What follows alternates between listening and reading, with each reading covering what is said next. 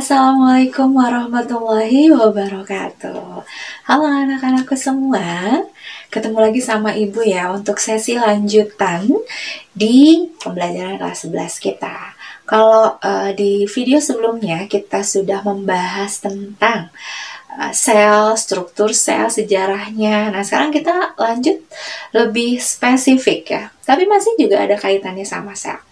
Sebelum kita mulai, seperti biasa, silahkan Ananda siapkan dulu buku tulisnya, pensilnya, atau alat tulis lah ya. Yang jelas itu akan kalian gunakan untuk menyaving semua skor yang kalian dapat di pembelajaran kita kali ini. Oke? Ready? Nah, fokus. Sekarang tebak dulu nih body knowledge yang ada kaitannya sama video sebelumnya. Siap ya? Judul kita kali ini ada kaitannya dengan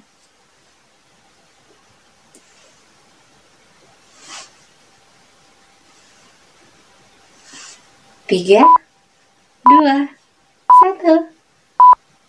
Iya, benar sekali. Jawabannya adalah membran sel, di mana dia berfungsi sebagai proteksi bagian dalam sel kita ya. Jadi judul kita sekarang adalah transport membran, di mana membran sel itu karena bersifat melindungi, maka dia terkadang dilewati oleh sekian zat yang bisa keluar masuk di situ.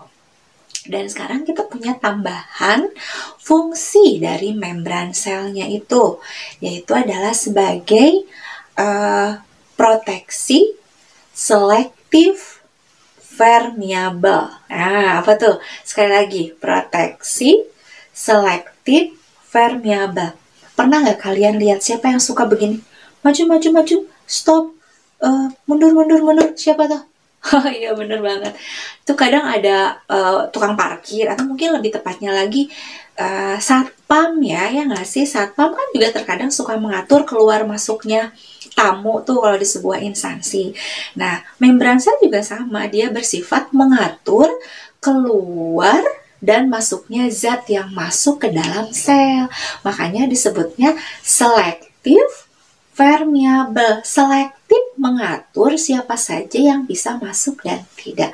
Kalau misalnya di dalam sel itu kebanyakan karbohidrat, maka karbohidrat nggak boleh masuk, stop. Tapi ternyata kurang lemaknya nih, atau proteinnya, silahkan lemak dan protein masuk. Gimana? Bisa? Paham? Jadi, kita dapat fungsi tambahan untuk membran sel, yaitu proteksi selektif permeable, mengatur keluar dan masuknya zat. Oke. Sebelum masuk ke konsep yang lebih jauh, pengen ngecek lagi body knowledge-nya. 1, 2, 3. Yeay, bener banget. Ribosom. Bener banget. Mensintesis protein. Jangan lupa disimpan skornya ya. Kalau ini. Keren banget. Mitokondria.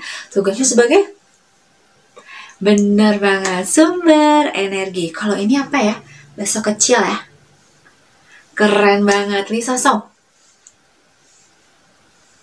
Benar banget, membunuh zat asing. Oke, kita lanjut ya. Salah satu teori yang terkenal tentang membran sel itu adalah teori membran mozaik cair, di mana teori ini dikenalkan oleh Esinger dan J. Nicholson. Mereka mengatakan bahwa struktur dari membran sel itu merupakan hamparan protein yang seperti mozaik bentuknya, kayak lukisan mozaik, tahu ya? Gitu. Kemudian juga berada si proteinnya itu pada lapisan fosfolipid yang dikenal dengan bilipid layer.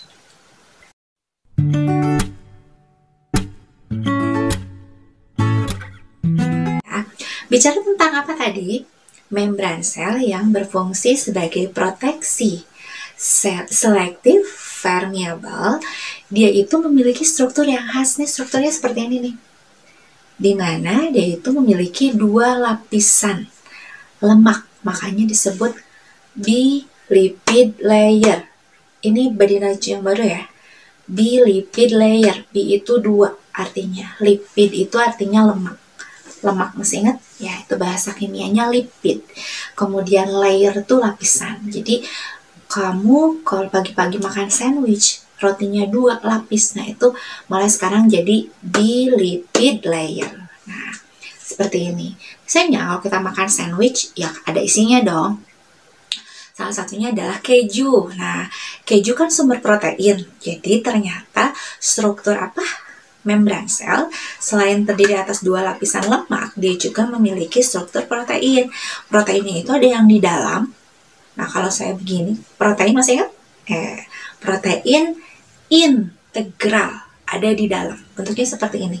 Jadi dia masuk menembus ke lapisan lemaknya. Ada di dalam. Kayak keju Kraft kalau di roti. Nah, itu sekarang kamu ganti namanya jadi apa?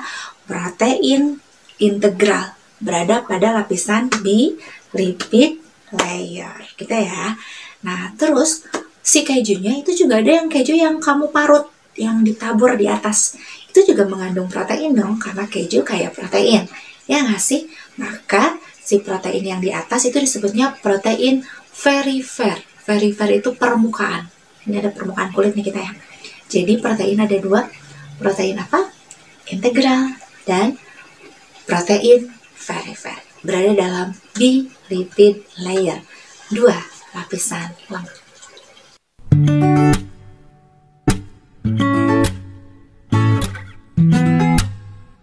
Oke, selain ada komponen protein dan lemak pada membran sel itu, ada juga komponen karbohidrat atau glikogen di sini, ya sih. Nah, glikogen tuh salah satu komponen pada karbohidrat yang ada di membran sel. Nah, dia itu adanya di bagian atas lapisan bilipid layernya biasanya. Dan kalau di roti ya, anggap aja kita pengen pakai cherry. Cherry manis nggak? Nah, glukosa juga manis kan, glikogen gitu ya. Itu ada turunan karbohidrat, jadi ada zat gulanya. Makanya kita ambil analogi cherry karena cherry itu manis. Nah, di situ dia berada pada bagian atas. Jadi kalau seperti ini berarti apa? Glikogen. Ya, ingat-ingat ya. Glikogen, protein integral, protein perifer, kemudian bilipid layer. Nah, ternyata pada beberapa soal itu ditanyakan gabungan antara 2 komponen. Kalau ibu bilang begini nih ya. Nah, ada apanya? Proteinnya, ada lipidnya. Berarti disebut dengan lipoprotein. Jadi lipoprotein itu adalah persenyawaan gabungan antara lipid dengan protein. Kalau misalnya begini, glikogennya dibuang ya karena mau disatuin. Glikoprotein. Glikoprotein. Kalau ke sini, iya, glikolipid. Jadi ada 3 bentuk persenyawaan di dalam apa? Membran sel. Lipoprotein, glikoprotein, ada juga glikolipid. 3 persenyawaan dalam membran sel. Oke, sekarang kita bahas tentang jenis transport membran ya. Dibagi menjadi 2. Yang pertama adalah transport aktif. Sifatnya melawan gradien konsentrasi menggunakan energi. Gitu ya. Sementara yang pasif itu tidak melawan gradien konsentrasi dan tidak memakai energi. Jadi ya pasif, pengalir begitu saja. Layaknya kalau yang pasif itu air mengalir dari hulu ke sungai tanpa energi dong, hadir dan mengalir. Sementara kalau yang aktif itu seperti ikan salmon yang berenang dari hilir ke hulu untuk bertelur, udah mah di tengah-tengah dimakan beruang, banyak banget perjuangannya gitu ya. Itu yang sifatnya apa? Aktif. Kita bahas satu-satu ya. Proses transport pasif dibagi menjadi 3. Yang pertama ada difusi. Ada difusi. Difusi, ya pusing gitu ya. Ini apa ini? Difusi. Difusi itu adalah perpindahan zat ya, dari daerah yang hipertonis, konsentrasi zatnya tinggi, pindah menuju ke hipotonis atau konsentrasi zat rendah. Contoh kasus, ketika kita membuat air teh, maka airnya saja sebelum kita masukkan teh itu disebutnya adalah hipotonis. Konsentrasi zatnya rendah, betul tidak? Karena tidak ada apapun di situ, hanya ada air saja. Tapi potensial airnya banyak. Jadi encer itu sifat dari konsentrasi zat rendah. Ketika kita bawa kantong teh celup seperti ini, kantong teh celup, maka si tehnya itu pada saat dia dicelupkan masih berada di atas, itu daerahnya adalah hipertonis. Jadi ada 2 daerah kan, ada daerah yang hipertonis yang ada kantong tehnya, dan bagian yang belum terkena teh masih berupa air saja disebut hipotonis. Ketika dibolak-balik, ya nggak sih? Kita kan kalau menyeduh teh seperti itu, lama-lama kan menjadi tercampur, maka itu disebut isotonis atau seimbang. Itulah yang disebut dengan proses difusi, perpindahan zatnya yang tehnya tadi dari hipertonis ke hipotonis. Masih di transport pasif ya. Dan tadi ada difusi, biasanya yang pindah itu adalah zat yang sederhana, partikel-partikelnya. Sementara ketika zat yang ukurannya lebih besar, lebih kompleks, itu biasanya membutuhkan bantuan untuk pindah. Makanya ada yang disebut dengan difusi terbantu. Masih ingat nggak sih? Ngebantu dulu pada saat kita bahas apa? Membantu nukleus mensintesis protein siapa? Benar, itu adalah nukleolus. Keren banget. Simpan skornya, jangan lupa ya, dari awal kamu udah jawab tuh, simpan di bukunya. Kembali lagi ke konsep. Jadi difusi terbantu atau ada nama lainnya itu terfasilitasi adalah proses perpindahan zat yang molekulnya lebih besar dari hipertonis ke hipotonis dengan bantuan cerdas dengan bantuan protein integral. Jadi di sini ada yang ngebantuin. Contoh proses difusi terbantu terjadi pada E. coli dalam mencerna laktosa, di mana laktosa baru bisa masuk ke dalam sel bila melalui protein integral dan proteinnya berupa enzim permease. Jadi dalam hal ini, enzim permease membantu laktosa supaya bisa masuk ke dalam tubuh E. coli dan tidak bisa langsung melewati membran dalam proses difusi. Itu adalah difusi terbantu, melibatkan protein integral.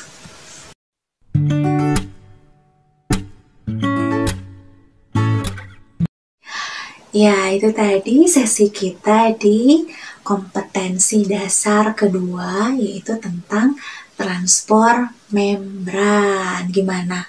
Lumayan ya, menantang ya nggak sih?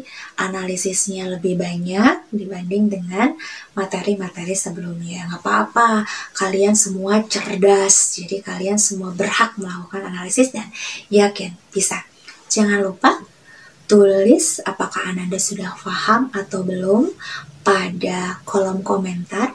Tulis juga pertanyaan ya bila ada yang belum dimengerti. Kemudian simpan juga skornya karena akan dikirim ke Google Classroom kita masing-masing. Lalu juga ada absensinya nanti ya.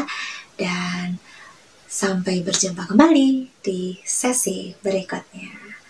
See you. Assalamualaikum warahmatullahi wabarakatuh.